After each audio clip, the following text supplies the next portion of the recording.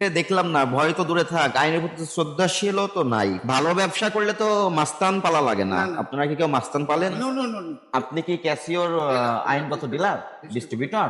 উনি কিন্তু ক্যাসিওর international lawyer, উনি এসেছেন। হ্যাঁ, আর আপনি ক্যাসিওর যে অরিজিনাল প্রোডাক্টগুলো উৎপাদন হওয়ার পরে আপনার মাধ্যমে এখানে আসে, আপনি যখন ইম্পোর্ট করেন তখন কি এইভাবে আলাদা আলাদা ইম্পোর্ট হয়? না, তাহলে এগুলো এখানে কেন প্রোডাক্ট সহ প্রোডাক্ট সহ আসে? তাহলে আলাদা লেবেলিং কেন করবেন আপনারা? দুযোগ্য ব্রেঞ্চ তো সেলিং ব্যান আছে। উনি যাই না অজানা যেই করছে, একটু হাজার দোযোগে না দিয়ে ছোট ছোট দোযোগে দেয়।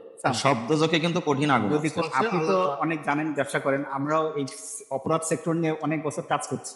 এটা আইনগত ভাবে 5 লক্ষ টাকা আর্থিক জরিমানা আছে। অথেন্টিক পণ্য অথেন্টিক পণ্যের ব্যবসা করবেন, আপনার সম্মান বৃদ্ধি পাবে।